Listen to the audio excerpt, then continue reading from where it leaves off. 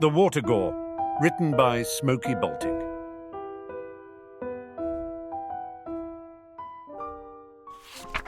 It's going to rain. Hermione eyed the ominous clouds rolling over a nearby ridge as she secured her curls into a high bun. They had been walking for hours. Draco looked over his shoulder at her. In England in March? Sarcasm noted and not appreciated. We need a plan here. Are there options besides sitting under a tree? Perhaps we could retire to the solarium or hole up in a cozy little coffee shop. Do you fancy a biscuit and some tea? Hermione scowled. I must have done terrible, terrible things in my past life to deserve you. I must have been Oliver bloody Cromwell. You know, Cromwell brought stability and democracy to England. I mean, we could talk about how he executed his objectives, but it's a bit simplistic to... I know that. You think I don't know that? She huffed. It's just an expression. Must you always insist on factual accuracy? Sorry, am I stepping on your toes there? He looked positively chuffed. Hermione groaned. Her palms would be scarred from how viciously she'd been digging her nails into them over the last few days. She dearly missed the way her friends would just let her talk without picking up on every little sodding thing. Can you just accept my despair over my bad karma at face value, or do you really want to pass the minutiae of the civil wars? She snapped. Debate the proper role of Parliament, perhaps. The good times just keep coming. Would you prefer the side of the Roundheads or the Cavaliers? Hermione raised a hand toward him, and her face became a mask of concentration before she exclaimed, Silencio! He looked at her pityingly. Nope. Her shoulders sagged. Son of a bitch! Well, I am going to head that way. She gestured toward a forested area near the base of the long, low ridge they'd been walking alongside. To go sit alone, in silence, maybe dwell on my impending doom and the pointlessness of existence. You know, to bolster my spirits after all our delightful conversation. Draco shook his head and laughed. Oh, Granger, you don't even know what fun is, do you? Hermione stopped dead. Are you having fun? He recoiled, looking genuinely alarmed. No, obviously not. Okay. She looked him up and down suspiciously. Good. It began drizzling not long after, and almost as soon as they reached the cover of the trees, the downpour began in earnest. Despite her earlier determination to enjoy some well-deserved solitude, she found herself sitting in the dirt with Draco, eating cold tinned tomato soup. Along with everything else, her feet were beginning to ache as the day wore down. She glared at Draco's dragonhide dress shoes, which looked immaculate and seemed to be giving him no hint of discomfort. Undoubtedly he'd had them professionally charmed within an inch of their lives. The prick! She had spent so much time in the woods over the last year that all this really shouldn't have felt like such a hardship, but between the conditions and the company, her present circumstances made tent living with her friends seem like a luxury vacation. Draco, who informed her often and at length that he had never abased himself with a standard of living beneath the conditions at Hogwarts, which, in his view, were practically squalid, had an even more dire view of their circumstances. She introduced him to the game 20 Questions just to shut him up.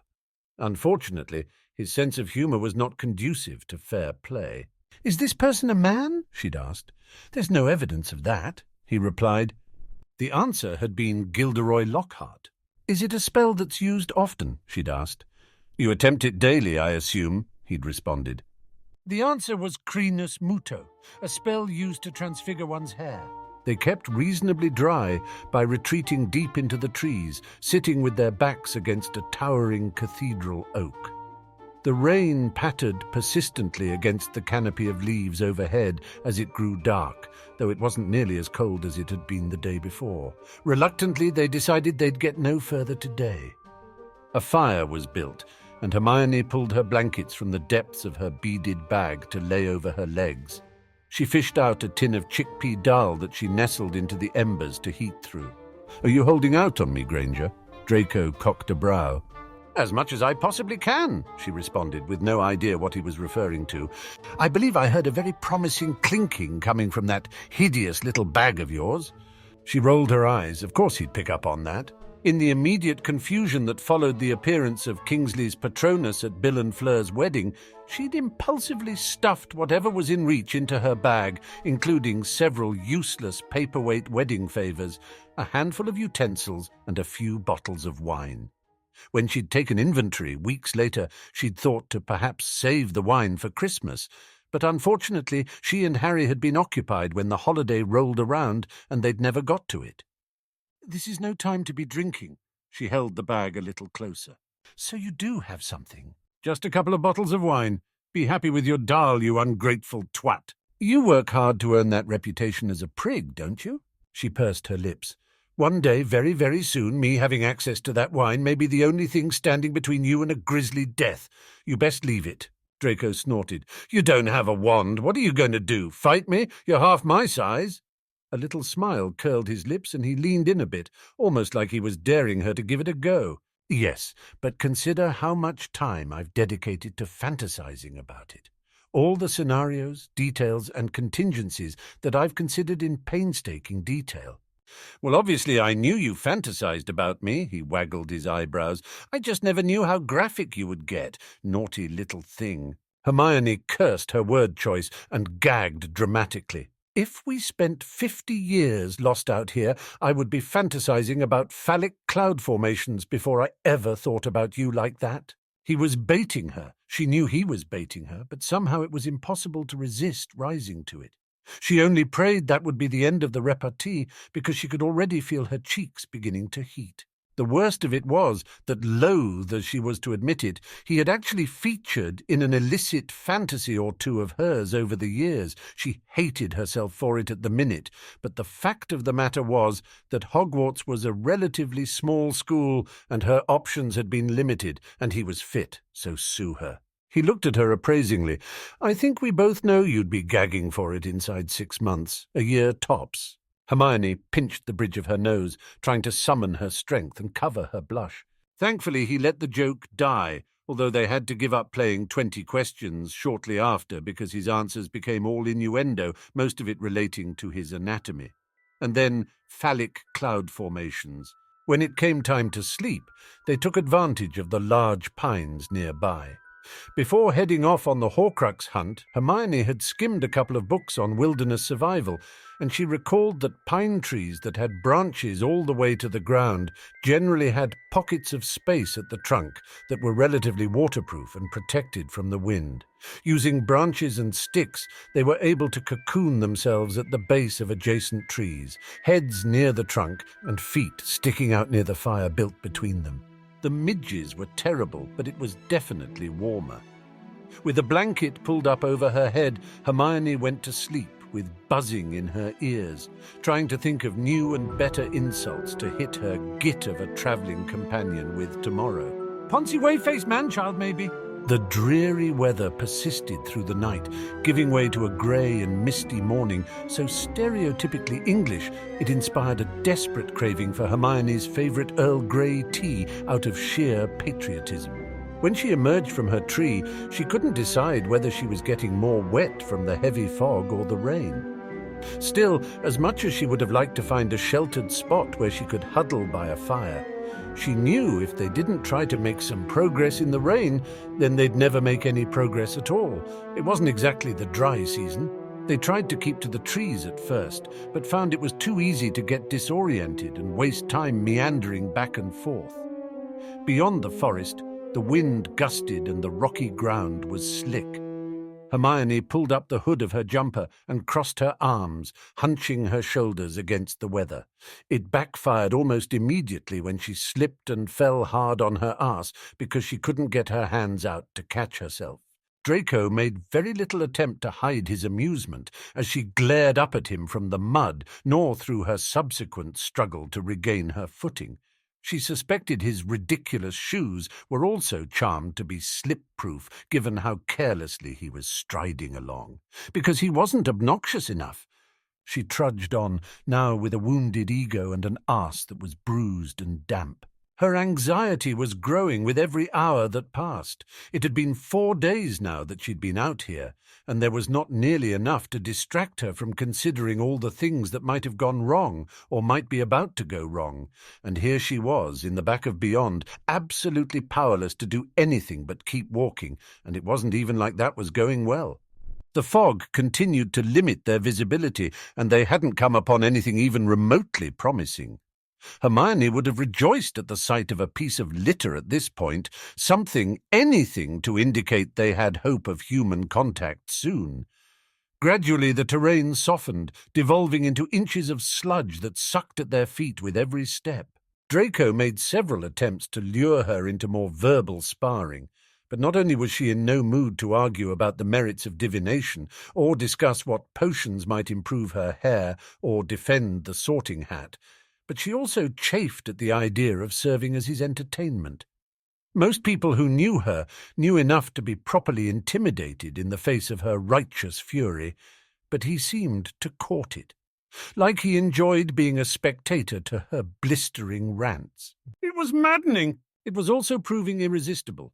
The alternative to talking was thinking, speculating, remembering. It really wasn't long before she, of her own volition, was trying to one-up him on knowledge of ancient runes. Then arithmancy theory. She guessed it was mid-afternoon when the rain eased, and the fog burned off enough to reveal they were walking in a rolling glen, surrounded by sweeping mountains and hills. Draco suggested they head toward a forested hill that wasn't too far off, in the hope they could climb it tomorrow. Hermione dearly wanted to object to his plan, because it was his plan, but restrained herself in the interest of sitting down and getting out of the wind and damp sooner rather than later. With the weather being what it was, they walked quite a ways through the trees until they found some large pines that would once again do for shelter. They built a fire, prepared their sleeping arrangements, and warmed up a bit of food. Perversely, after all the day's needling and bickering, Hermione found herself being very civil with Draco, almost more than civil, borderline friendly. She simply didn't have the mental energy to keep arguing, and her poor, addled brain was apparently mistaking continued proximity for camaraderie. At least that was her working theory. When he suggested how she might improve her sleeping spot, making the little pocket more spacious and sturdy, she actually thanked him, and then did it, and thought it was clever. It was troubling. She couldn't deny that she felt a bit traitorous as she sat beside a cosy little fire, chatting away with Draco Malfoy over lentil curry. She still muttered to Ron periodically, hoping the Deluminator would perform a second miracle for them, but she cringed at the thought of what this would look like if he did come popping in all of a sudden. As the evening wound down, she grew quieter as the guilt began crowding out any inclination for conversation. It wasn't all that late when she decided to crawl into her little piney cocoon, but she didn't lay awake long. All this was exhausting. Hermione blinked awake in confusion. It was still dark, and their little fire, such as it was, had gone completely out. She tensed, listened intently, unsure of what might have woken her. The wind had whipped up and was rustling the trees as it blew down and around the ridges and hills, like a river rushing through. There was something she strained to hear. There was a little noise, something close, a grunt. It came again, and she sat up as much as she could, squinting into the darkness. When she heard it again, she shook off her blankets and, quietly as she could, crawled out from under her tree. The force of the wind surprised her when she emerged. Cautiously, she bent to pick up a fist-sized rock and hefted it, ready to strike at anything that might lunge in the darkness. She crept forward, eyes combing the forest for movement. She hadn't gone far when she caught the flash of a small light darting between trees. Her heart leapt into her throat, and she hurried forward to tuck herself behind a large trunk. Peeking out, she spotted it again, a little further off. Slinking forward as stealthily as she could, she waded through some low bushes that caught at her clothes, slowing her down. She grit her teeth as she felt brambles scraping at her hands and ankles. There was a noise much further off this time. She was losing ground. She made a run, lightly as she could, darting between trees. It had to be Draco. What was he doing? She lost sight of him for a few moments and nearly jumped out of her skin when the scream of a fox came from not far behind her. When she saw his light again, she rushed toward it, determined to catch up. It was gone for a moment, then reappeared further to her right than she'd anticipated. Distracted, her foot caught on a root and sent her sprawling into the dirt, her knee slamming into a rock. She cursed and scrambled to her feet, disoriented. The roar of the wind rattling through the branches was the only thing discernible over the blood rushing in her ears. She looked around wildly. "Malfoy!" she called tentatively at first, then louder, "Malfoy!" Taking cautious steps forward, she hollered, "Malfoy!" All at once she saw the light and heard a noise in opposite directions. She started off in one direction, then hesitantly tracked back. Which way had she come from? She held her rock aloft, swivelling her head this way and that. "Granger!" His voice was more discernible now, but where was it coming from? Was the wind playing tricks on her? When she saw the light, she hurried toward it, picking her way over roots and through brush as well as she could, calling, "Here! Stop! I'm here! Granger!" He sounded close, but looked far off. She drew up short, uncertain now, balancing on the balls of her feet. The damned fox screamed again. "Malfoy, you fucking asshole!" Her heart felt like it was about to beat out of her chest. "Granger!" Her head whipped around as he appeared suddenly, almost directly behind her. "You daft bint!" He skidded to a stop, panting. "What are you doing?" "Me? What are you doing?" Merlin. He pressed a hand into his cramping side, trying to catch his breath. "Why are you running around the woods in the middle of the bloody night?" she demanded. "And why?" The light reappeared maybe a dozen meters off. "But how? You're here and it's—" She looked between Draco and the light. "How can it be—" "That? That?" He jabbed a finger toward the now stationary ball of light, disbelieving. "You went running off after that? A bleeding mystery light in the woods? That's a hinky punk, Granger. Where's your head? You could have been killed." "A hinky punk," she whispered as her heart plummeted. "It could have been snatchers. What were you thinking?" I thought—" She didn't know what she had been thinking. She had been so sure it was Draco, and she'd just gone on instinct. It was impossible to say whether she was more shaken or mortified. If Harry had done the same thing, she would have murdered him. "Merlin, Morgana, and the 4 fucking founders. How have you survived this long? This is why no one respects bloody Gryffindor. Holy shit, Granger." "I thought it was you," she said weakly. "You thought I'd kept a lantern, what, tucked down my trousers? You didn't think to check where I was sleeping?" "It just happened. I didn't have time." "Is that a rock? What the fuck was that going to do? I can't even—" He scrubbed a hand over his face and took a deep breath. "All right, we need to find our way back. If you could keep a handle on your batshit Gryffindor impulses till then, I'd appreciate it." "Fuck you," she spat before she stalked past him. Not her most eloquent rebuttal, but it wasn't exactly her finest moment either. Slowly, they picked their way back to where they'd camped for the night, with Draco muttering variations of fucking Gryffindors and a fucking hinky punk and get yourself fucking killed all the way. She'd never seen him so angry. For her part, Hermione muttered away to Ron about how this would be an absolutely smashing time to come fetch her. Thankfully, the hinky punk didn't continue its pursuit. Finding their way back was painstaking as they struggled to make out the path they'd trampled in the dark. But eventually, they made it. Humiliated, exhausted, covered in mud, and honestly quite rattled, Hermione crawled back under her tree, desperate for sleep, which made Draco following her in all the more distressing. "What do you think you're doing? You're over there." She pointed emphatically toward the tree he'd been sleeping under. "Not anymore, because someone apparently needs a babysitter." "You can't be serious." "Budge up." He crowded her back closer to the trunk. "And I want a blanket." "I don't think so." She clutched at her blankets as she scooted as far from him as she could manage in the small space. "I've earned a blanket." He yanked at the tattered corner of a thin plaid. "Give it." "You'll tear it." "Better give it then." He jerked at it again, and she reluctantly let him tug it from her grip. "Now," he settled on the other side of the trunk, pulling his hard-won blanket up to his chin. "If you see any more evil, Impish varmints, please try to refrain from throwing yourself at them. Same goes for snatchers, manticore, redcaps, and dragons, in case you weren't clear. You're such a prick. She could hear his smirk as he drawled, "You're welcome, by the way." Thank you to all of our supporters on Patreon who make this project possible.